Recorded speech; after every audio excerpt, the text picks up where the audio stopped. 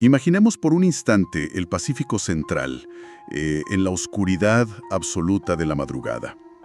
El único sonido en miles y miles de kilómetros a la redonda es el rugido ensordecedor de dos motores Pratt & Whitney. O sea, son literalmente cientos de galones de combustible ardiendo sobre la inmensidad del agua. Una imagen aterradora, la verdad. Sí, totalmente. Y luego, cortando ese zumbido mecánico, el crujido de la estática. Una radio que intenta de manera desesperada conectar con alguien allá abajo. Y finalmente, nada. Solo el silencio implacable del océano. Es como la representación física del vacío, ¿no? Un borrado total y absoluto de la realidad material. Exacto. Bienvenidos a Crónicas de lo Desconocido. Soy Mario Londoño. Y yo soy Ana Grisales. Y bueno, un avión Lockheed Electra 10C no desaparece simplemente por arte de magia. Estamos hablando de una máquina que estaba repleta de la mejor tecnología de su época, modificada con el equivalente a una verdadera fortuna. Sí, no era un avión cualquiera de fin de semana. Para nada. Entonces, revisando los documentos forenses y los registros desclasificados que tenemos hoy sobre la mesa para nuestra audiencia, la pregunta central de esta crónica es muy clara. O sea, ¿cómo es física y técnicamente posible que una máquina tan avanzada desaparezca sin dejar ni un solo rastro flotando en el mar? Pues, para responder esa pregunta y entender de verdad las transmisiones finales de Amelia Earhart y de su navegante Fred Noonan, ese 2 de julio de 1937, primero tenemos que analizar la máquina en sí. Este no era un avión de pasajeros estándar. No, de plano era un laboratorio andante. Volante, exacto.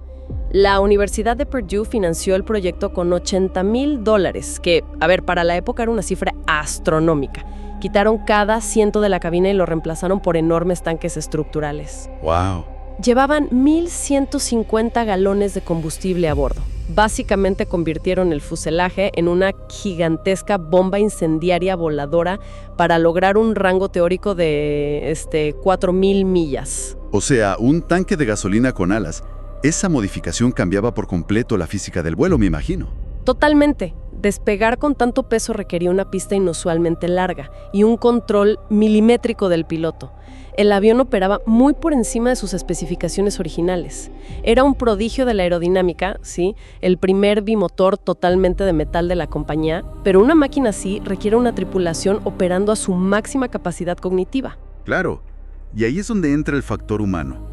Porque los registros de vuelo revelan una realidad muy, muy distinta cuando llegaron a La, en Nueva Guinea. Ya estaban agotados, ¿verdad?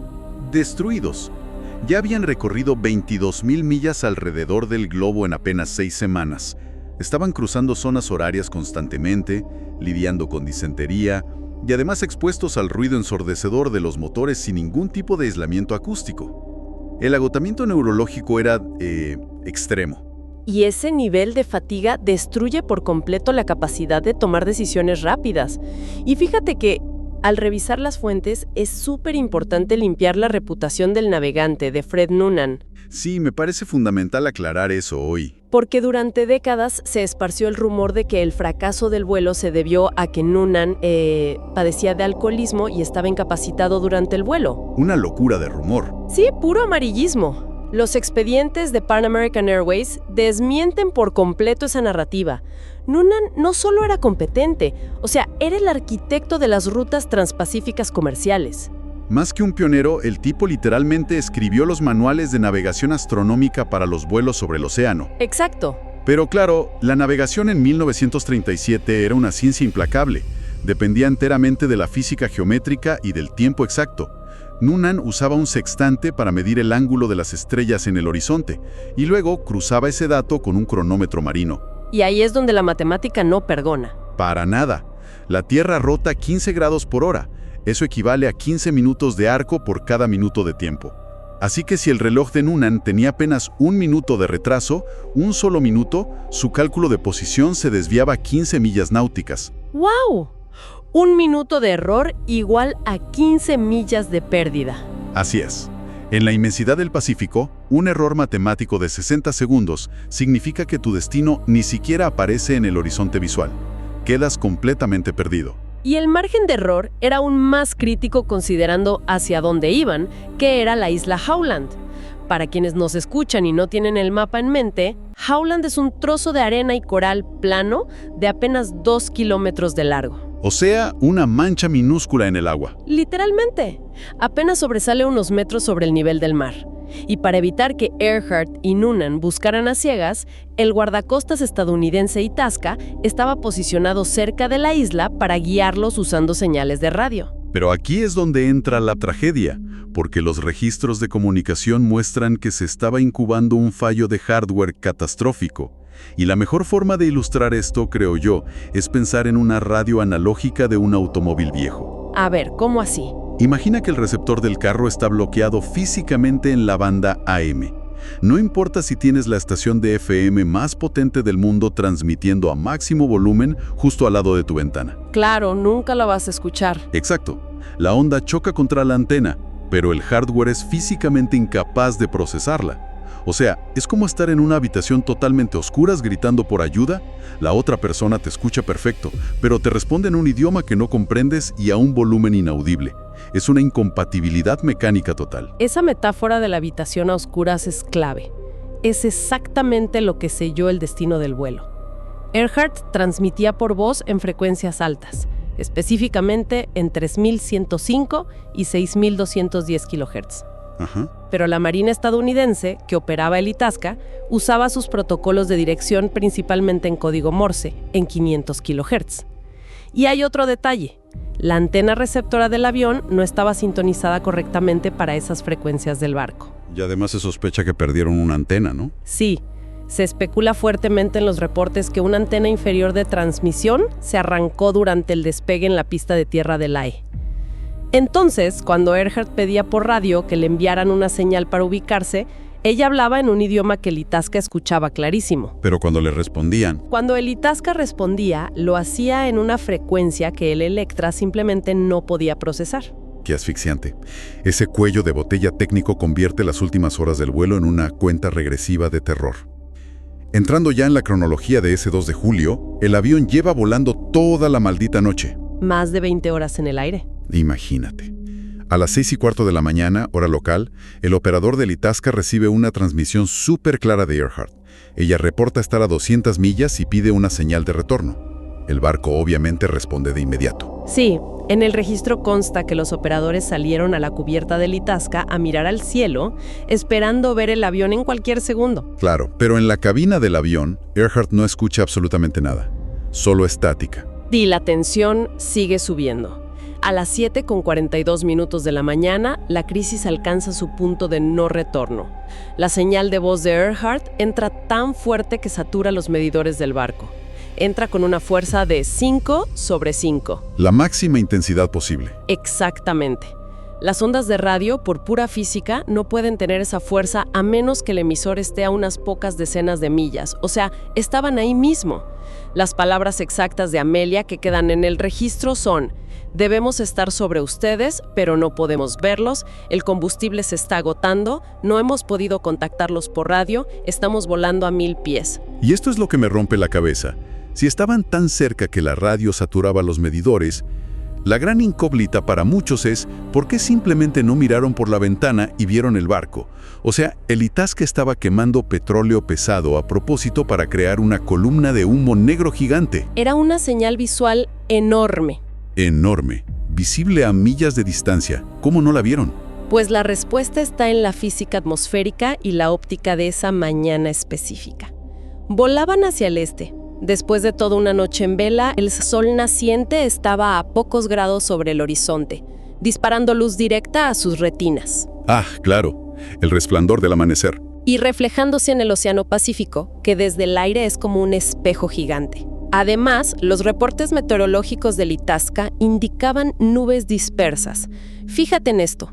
Las sombras de esas nubes proyectadas sobre el agua crean ilusiones ópticas que, desde 1000 pies de altura, se ven idénticas a pequeños atolones de coral. ¡Qué pesadilla! Estaban deslumbrados, alucinando por el cansancio y rodeados de islas falsas. O sea, su única salvación real era la tecnología, el radiogoniómetro, Bendix. Sí, pero recordemos el problema de hardware. Exacto. El radiogoniómetro es clave aquí. Para quienes nos escuchan, este dispositivo funcionaba con una antena en forma de aro que iba montada sobre la cabina. La física detrás de esto es fascinante, porque en lugar de buscar la señal más fuerte, el piloto rota el aro hasta que el sonido de la radio desaparece por completo. Es un concepto un poco contraintuitivo, ¿verdad? Totalmente. Uno pensaría que buscas el ruido, pero no. Buscas ese punto de silencio que se llama el nulo. Eso indica que la antena está exactamente perpendicular a la fuente de la señal, y así puedes trazar una línea directa hacia el barco. Precisamente. Pero, y aquí viene lo trágico, ese sistema exige una señal constante y clara del barco para poder encontrar ese punto de silencio. Y no la tenían. Al no poder procesar las respuestas del Itasca por el fallo de frecuencias que ya explicamos, Earhart estaba rotando esa antena en medio del silencio estático. O sea, el instrumento más sofisticado del avión quedó reducido a un peso inútil de metal en el techo. Y esa incapacidad técnica culmina a las 8:43 de la mañana. Llega la última transmisión confirmada.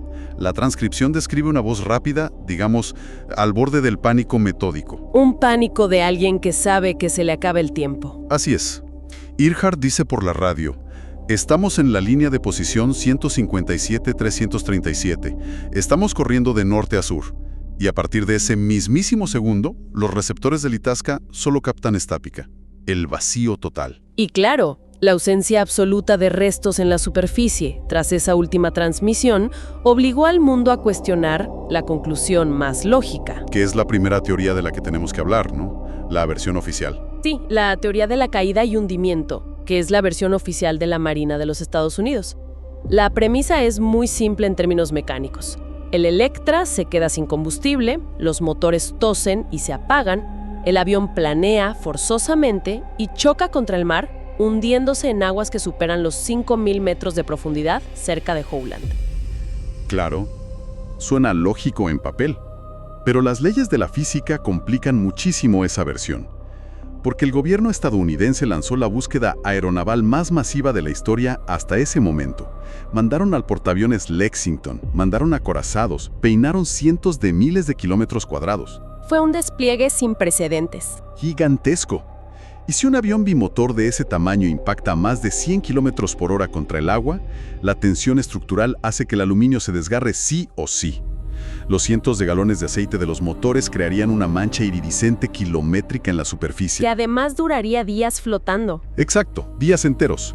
Los asientos que quedaban, los manuales, el equipo de flotación, todo eso habría salido a la superficie. Sin embargo, no se encontró ni una sola mancha de combustible. Nada.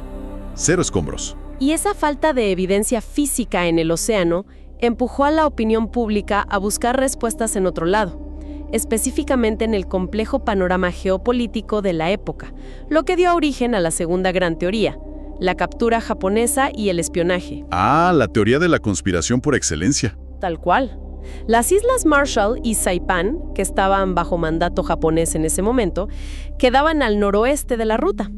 La narrativa planteaba que Earhart y Noonan, desviados de su curso, aterrizaron de emergencia cerca de instalaciones militares secretas de Japón y fueron tomados como prisioneros de guerra. Es una narrativa que de verdad se niega a morir. De hecho, hace no muchos años, un documental reavivó esta teoría presentando una fotografía en blanco y negro que encontraron en los archivos nacionales. Ay, sí, recuerdo esa foto. Se volvió súper viral. La imagen mostraba un muelle en el Pacífico y en el fondo una figura sentada de espaldas, con cabello corto, que supuestamente era Amelia Earhart. Y a lo lejos un barco remolcando algo que parecía un avión. En su momento lo vendieron como la prueba definitiva del cautiverio. El forense de esa imagen desmoronó la teoría rapidísimo. Analizando los registros con más cuidado, un investigador independiente rastreó el origen real de la fotografía. Y no pertenecía a un archivo de inteligencia militar clasificado, sino a un simple libro de viajes publicado en Japón llamado La línea de vida del mar. Y el detalle más importante es la fecha, ¿no? Exactamente. La fecha de publicación de ese libro era 1935, 2 años enteros antes de que Earhart siquiera despegara de Miami. Además, hay que decir que los extensos registros imperiales japoneses fueron desclasificados y revisados con lupa después de la Segunda Guerra Mundial, y jamás se encontró un solo documento que mencionara al Loki de Electra. Nada de nada. ¡Nada! La teoría de la captura es, de alguna manera, un subproducto directo de la paranoia previa a la guerra. Y bueno, de esa necesidad humana de darle un rostro y un culpable a una desaparición inexplicable. Totalmente de acuerdo.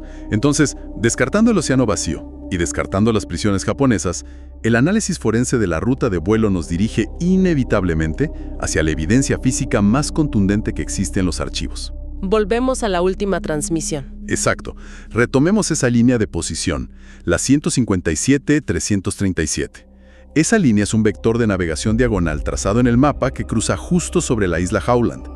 Si Earhart y Noonan volaban sobre esa línea, buscando tierra, y se movían hacia el sur como indicaron por radio, esa trayectoria los lleva directo a un único pedazo de tierra firme en cientos de millas a la redonda. Un atolón perdido. Un atolón de coral deshabitado llamado Isla Gardner, que hoy conocemos como Nikumaroro, y aquí es donde la historia se vuelve realmente oscura. Porque Nikumaroro presenta una característica geológica crucial para un aterrizaje de emergencia. Resulta que durante la marea baja, el arrecife plano de coral que rodea la isla queda completamente expuesto. Como una plataforma. Ajá, desde el aire, y más para un piloto desesperado con los motores tosiendo por falta de combustible, esa plataforma lisa de coral seco parece una pista de aterrizaje perfectamente viable. Claro, aterrizar ahí con el tren retraído, o sea, sobre la panza del avión, es una maniobra peligrosa, obvio, pero físicamente posible. Muy posible. Y lo que se encontró en esa isla años más tarde transforma este misterio de una simple falla técnica a una tragedia de supervivencia desgarradora. Sí, porque los reportes forenses del Archivo Colonial Británico documentan un hallazgo perturbador. 3 años después de la desaparición, en 1940, un administrador colonial llamado Gerald Gallagher exploró Nikumaroro. ¿Y qué encontró? Pues en un campamento improvisado bajo unos árboles, encontró los restos de una fogata, restos de aves consumidas, trozos de plexiglás curvado que coinciden exactamente con las ventanas de un avión Electra. Y además, encontró la caja de madera de un sextante, como el que usaba Noonan. ¿Y lo del zapato? Exacto. Partes de un zapato de mujer talla 9 marca Catspau, que casualmente era exactamente la marca y la talla que usaba Amelia. Pero el hallazgo central, lo que paralizó todo, fueron 13 huesos humanos descubiertos ahí mismo, incluyendo un cráneo y un fémur. Y la historia forense de esos huesos es una tragedia de errores administrativos impresionante. Gallagher los envió a Fiji, en una caja de madera. Allí, un médico local los midió y concluyó erróneamente que pertenecían a un hombre fornido de ascendencia europea. Un error garrafal de la época. Terrible. Y para empeorar las cosas, los huesos posteriormente se perdieron en el caos de la guerra. Sin embargo, décadas después, un equipo de antropólogos forenses recuperó el papel original con las medidas exactas que tomó ese médico en 1940. Y la ciencia moderna lo cambió todo. Exactamente. Aplicando bases de datos modernas sobre dimorfismo sexual y proporciones esqueléticas, demostraron que la relación entre la longitud del húmero y el radio coincidía de manera abrumadora con una mujer, no un hombre. Una mujer más alta que el promedio. ¿Coincidía con la biomecánica precisa de Amelia Earhart? Sin lugar a dudas. Fíjate que toda esta evidencia física en el arrecife es fascinante. Pero revisando los registros de radio de los días posteriores a ese 2 de julio, surge una pieza de información que para mí es la más espeluznante de todo el caso. Y no fue encontrada en el Pacífico, sino en un cuaderno escolar en la Florida. Ah, el cuaderno de Betty. Esa historia es increíble. Sí. Resulta que días después de que el avión desapareciera, la Marina estadounidense reportó estar captando extrañas señales intermitentes de radio en la frecuencia exacta de Earhart. Pero las señales, digamos, no hacían mucho sentido para ellos, hasta que observamos el registro de Betty Klenk. El documento de Betty es, sin exagerar, una de las transcripciones más escalofriantes de la historia de la aviación. Betty era una adolescente de 15 años, cuyo padre había construido una enorme antena de onda corta en el jardín de su casa. Una radioaficionada de primera. Sí. Y el 5 de julio, o sea, 3 días completos después de la desaparición, Betty estaba escuchando frecuencias al azar en su cuarto cuando captó la voz de una mujer angustiada. ¡Wow! Se me pone la piel de gallina. Durante horas, Betty anotó fonéticamente en su cuaderno cada palabra que lograba descifrar entre la estática. Escribió que la mujer repetía una y otra vez: "Esta es Amelia Earhart". Y luego, la mujer describía por la radio cómo el nivel del agua estaba subiendo lentamente y entraba a la cabina del avión. ¡Dios mío! También mencionaba que un hombre junto a ella estaba herido en la cabeza, delirando y forcejeando con ella porque en su confusión intentaba salir del avión hacia el agua. Y ese nivel de detalle sobre el agua subiendo valida por completo la teoría del arrecife de Nikumaroro. Es pura mecánica de mareas. Si aterrizaron en el coral durante la marea baja, no podían dejar la radio encendida todo el tiempo, porque las baterías se agotarían en minutos. Claro. La única forma que tenían de transmitir era encendiendo el motor derecho para que el generador alimentara la radio. Y el problema técnico de esa maniobra, y por qué el agua es tan importante en el relato de Betty, es que el escape de ese motor en particular estaba ubicado en la parte inferior del avión. Muy cerca del suelo. Exacto. Solo podían encender el motor de manera segura cuando la marea bajaba y el arrecife estaba seco. Pero con el paso de los días, la fricción del océano contra el fuselaje de aluminio fue implacable. Las olas constantes de la marea alta comenzaron a empujar el avión milímetro a milímetro hacia el borde del arrecife. Y ahí es donde el lecho marino cae en picada. Cae abruptamente a miles de metros de profundidad. Las transmisiones esporádicas que captó Betty y la Marina durante esos días coinciden, asombrosamente, con los horarios exactos de marea baja en Nikumaroro. Betty Klenk estaba literalmente escuchando a la tripulación lidiar con un avión que se estaba inundando y desintegrando lentamente, antes de ser arrastrado al abismo para siempre. Y esa tiranía del océano, esa capacidad de tragarse todo, sigue desafiando incluso la tecnología moderna que intenta recuperar los restos hoy en día. Porque incluso con equipos avanzadísimos, el fondo del mar distorsiona nuestra realidad. Juega con nuestra mente. Sí. El caso más reciente que tenemos documentado en nuestros archivos ocurrió apenas hace poco, en 2024, cuando la empresa Deep Sea Vision utilizó sonares autónomos de alta tecnología cerca de la zona de Howland. Recuerdo la noticia. Fue un revuelo mundial. Todos pensamos que lo habían encontrado. Detectaron una anomalía acústica a miles de metros bajo el agua. El sonar rebotó en un objeto que, de verdad, proyectaba la silueta perfecta del Electra. Tenía las alas barridas y una doble cola idéntica. Parecía el fin definitivo del misterio. Pero claro, la acústica submarina es en el fondo una ciencia de interpretación de sombras. Los pulsos de sonido crean perfiles basados en la densidad de los objetos. Y la decepción fue brutal. Terrible. Porque las exploraciones visuales posteriores, mandando cámaras robóticas, revelaron que no había un solo gramo de aluminio allá abajo. Era una formación rocosa geológica en el lecho marino. Una maldita piedra. Una roca que a lo largo de eones fue moldeada por las corrientes profundas hasta imitar a la perfección la silueta de la obsesión aeronáutica más grande del siglo. Fíjate cómo el Pacífico posee la capacidad de devorar la materia y al mismo tiempo jugar cruelmente con la percepción de quienes buscan respuestas. Total. Y eso nos obliga de alguna manera a analizar la naturaleza misma del vacío que envuelve este caso. Desde una perspectiva más amplia, la desaparición de este vuelo en el 37 no solo fue un fallo técnico, sino un choque brutal contra los límites de la arrogancia humana. ¡Qué buen punto! Era una época en la que existía la convicción absoluta de que la ingeniería, el aluminio remachado y los motores a combustión habían subyugado las distancias del planeta. Creíamos que ya dominábamos el mundo. Y el hecho de que una tecnología de punta pudiera simplemente evaporarse demostró que la inmensidad de la naturaleza opera bajo reglas completamente indiferentes a la ambición humana. Así es. La evidencia fragmentada que hemos analizado hoy, las medidas forenses perdidas en un archipiélago olvidado, las ilusiones ópticas de los sonares, la incompatibilidad fatal de una frecuencia de radio, todo esto configura un mapa de nuestra propia vulnerabilidad.